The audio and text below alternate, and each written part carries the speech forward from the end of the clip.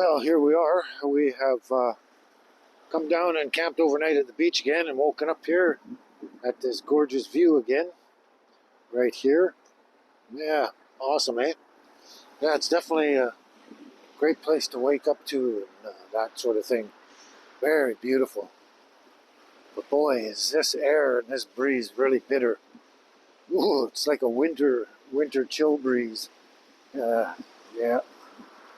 that's one thing I find in March. Even though it's the last winter month, it's one of the most bitter months I find. It seems to me every year, and it's almost like being the last month or the last winter month. Um, it doesn't want to let go, right? Just wants to hang on to winter and the cold and chill us out and everything like that. It's interesting, but yeah, when you get into in town or anywhere like that where it's a little more secluded and stuff like that, and the winds are down, it's not so bad. But wow, March can really be bitter. Today's another example. Oof, oof.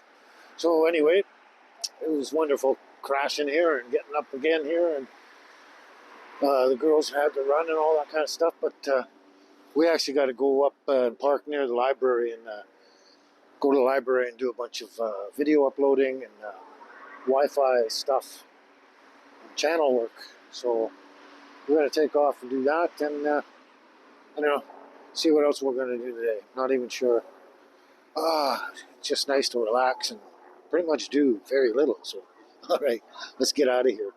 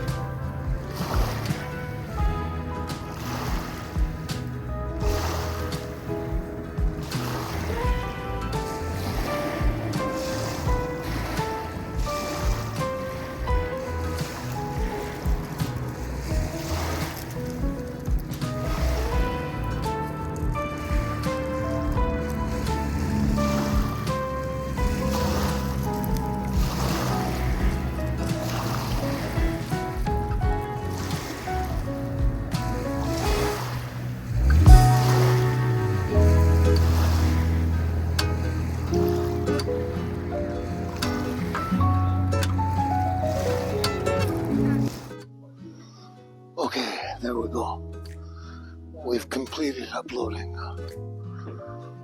a bunch of videos we had to upload there. Done all that. I do have to actually get the laptop up a little while later and do some tweaking on my videos in my channel, but I'm going to take a break now and have a rest.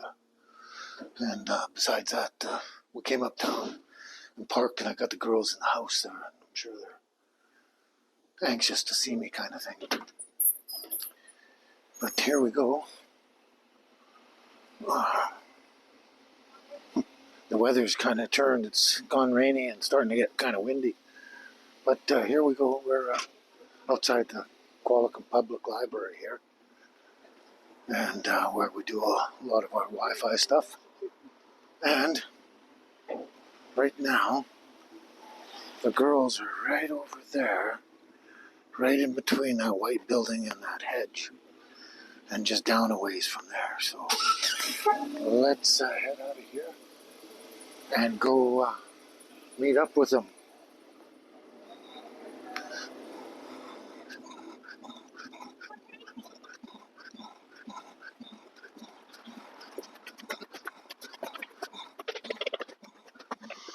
Whoops, I just stopped here because my foraging senses kicked in. All this stuff is coming up. It's been around for a while, but it's coming up in droves everywhere now. This stuff is chickweed. This is chickweed, and you can just get a fork of some sort, like a garden fork, and pop all of this out of the ground, shake all the dirt off, wash it off. And this is an amazing, tasty little salad stuff. It actually tastes as good or better than salads you'd probably buy in the grocery store. You know, this is really good stuff, and it's everywhere. So that's another one of my foraging tips. So here we go. Let's go see the girls here, okay? There they are in there. Hello, girlies. Did you miss me? Did you miss me, girlies? Get up on the bed. Get up on the bed. Close the door. Keep the heat in. Yeah, it's getting a little chilly out there. Oh, boy. It's dark in here. I should have left the lights on, eh? Alrighty then. And the Lord said, let there be light. And there was light. And it was a beautiful thing. Yeah, so everyone could see, yeah. Okay, there we go.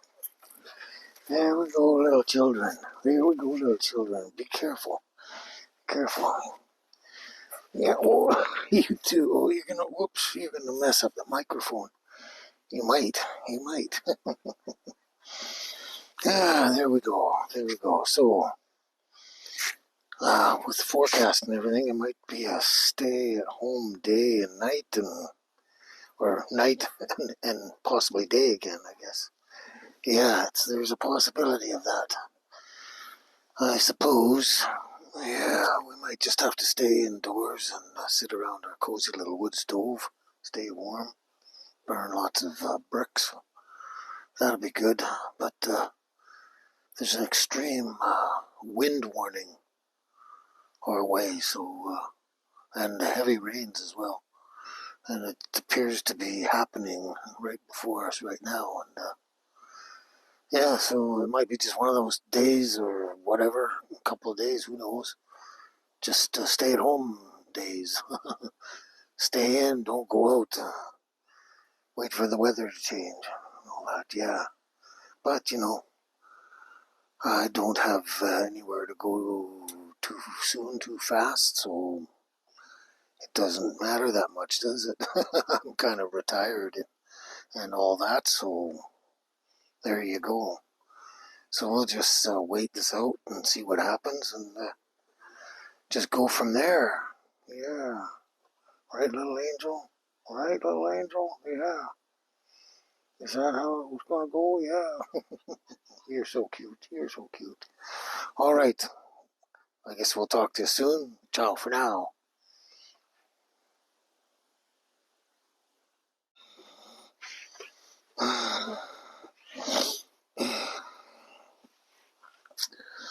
Well,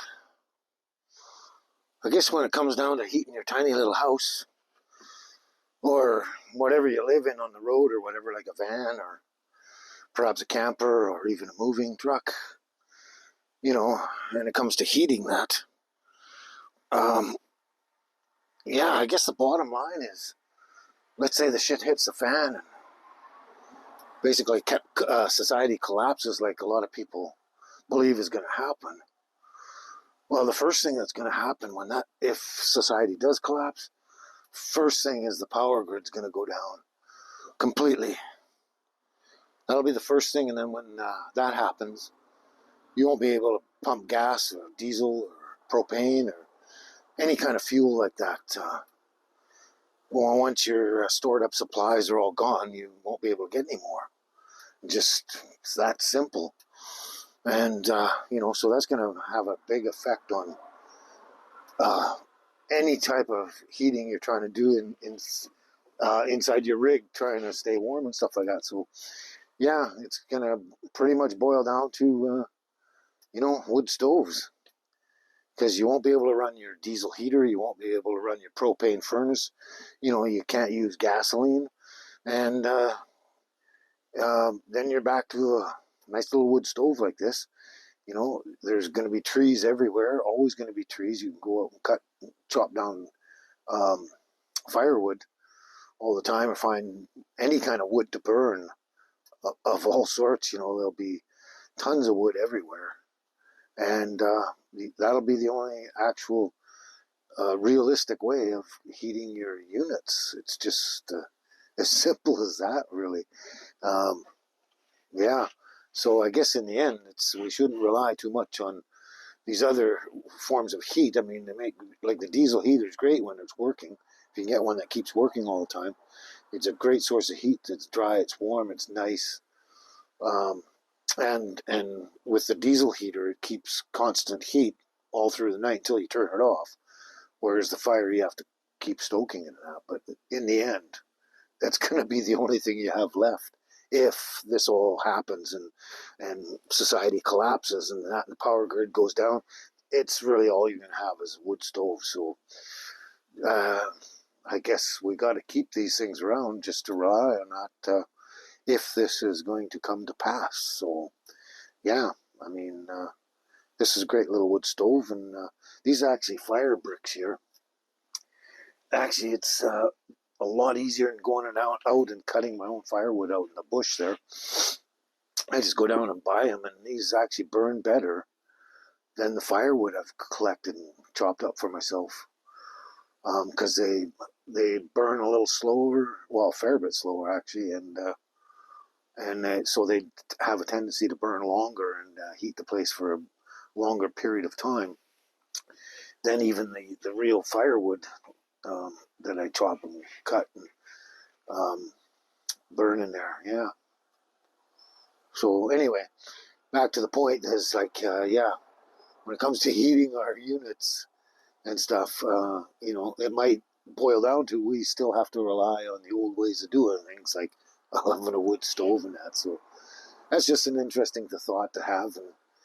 And this is just so nice and enjoyable just to sit here and sit warm by the fire and stay cozy. And I don't have to rely on batteries and charging up the batteries and having propane and that also uses batteries and stuff like that. So you're going to have to use some kind of power. Yeah.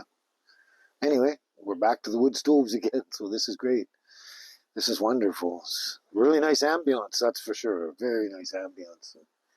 You got to love it in the end. So that might be what we're going to. Might be. Anyway, I've rambled on enough. Maybe it's time to move on to something else. We'll talk to you soon. Ciao for now.